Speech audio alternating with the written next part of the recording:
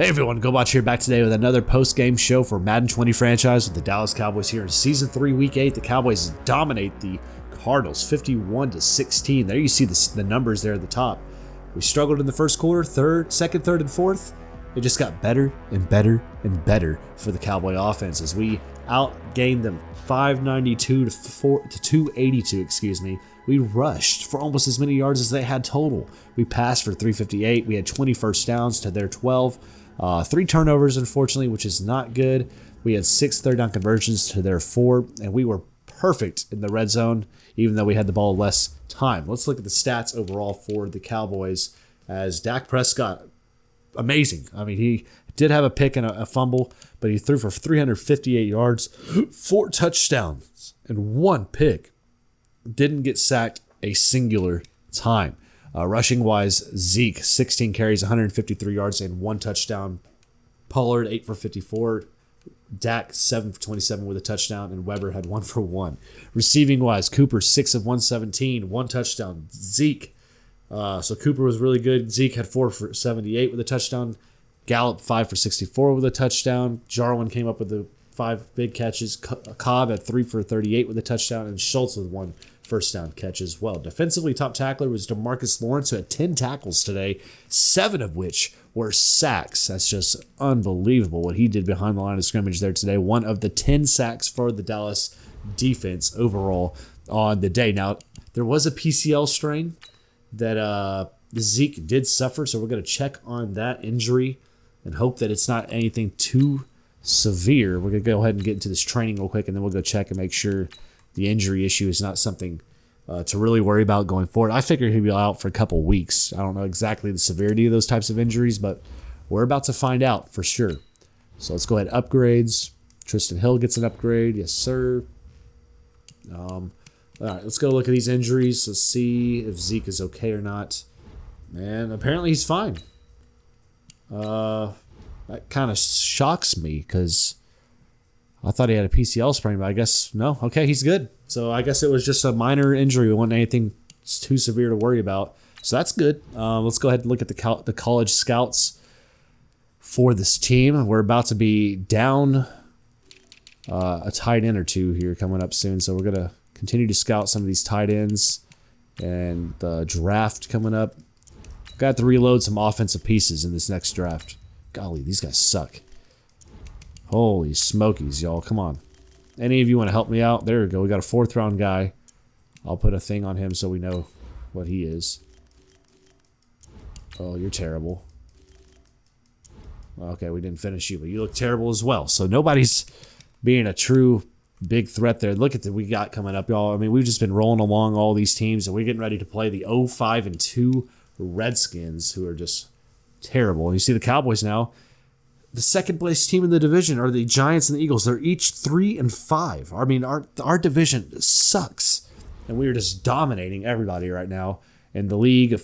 But still, unfortunately, we're not the best team out there because you have the Bears at 7-0. The Bengals at 6-1 just suffered their first loss on the year, but still in great demand and just dominating the AFC North over there. The South right now is led by the Colts at 5-2 in a division where nobody's below 500. So good job to the AFC South for being actually a pretty decent division.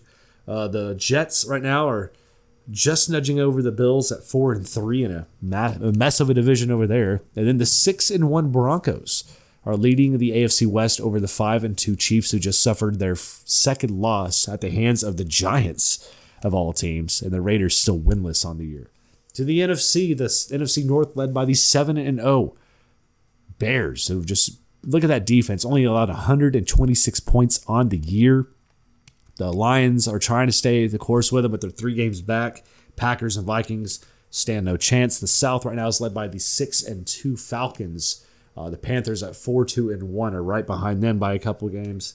Then the Saints and Buccaneers follow. The Cowboys are dominating the NFC East with the best offense in the whole entire NFL. You look at the defenses for the NFC East, terrible.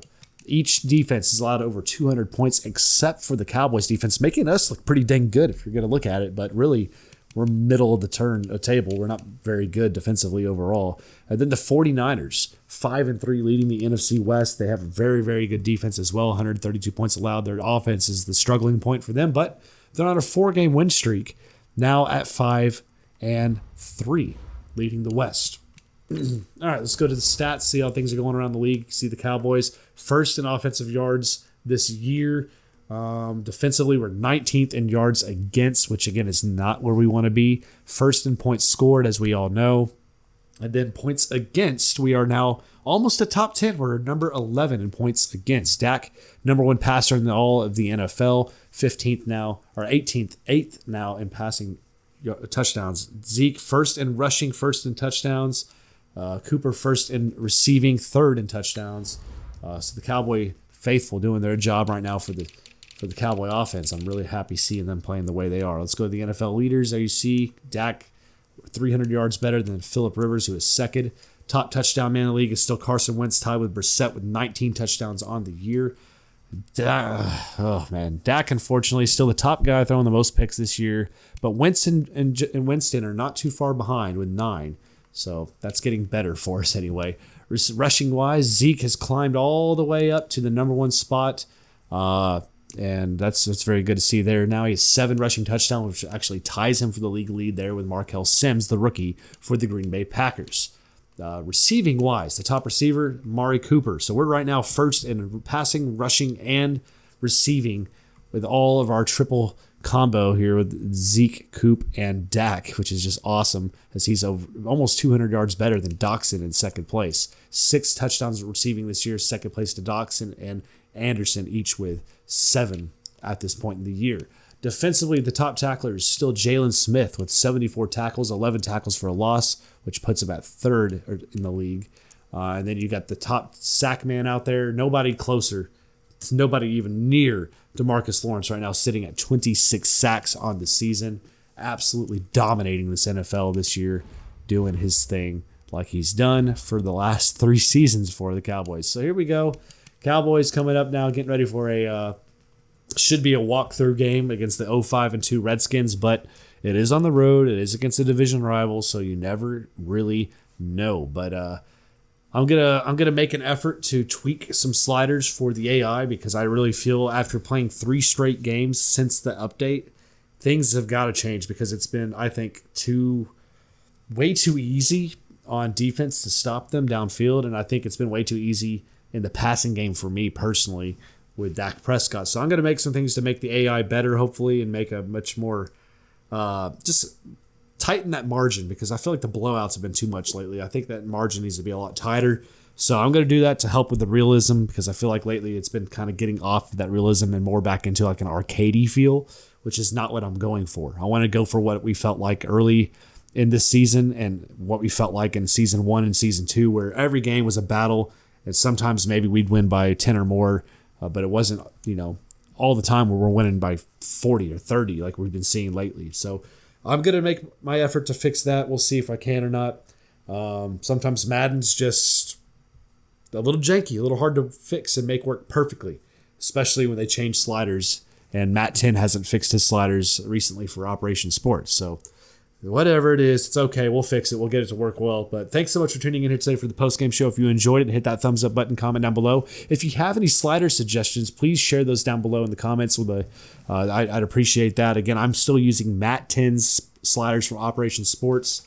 I've been using them since day 1, since he's got them put up, and he's in version 28 now, which are about a month old. So they're out of date. I've tweaked them a little bit. I'm going to have to tweak them some more to make the AI better. I'm going to do it. But thanks so much for tuning in, y'all. Y'all have a great day. And as always, I'll see each and every single one of you back here in the next video. Y'all take it easy.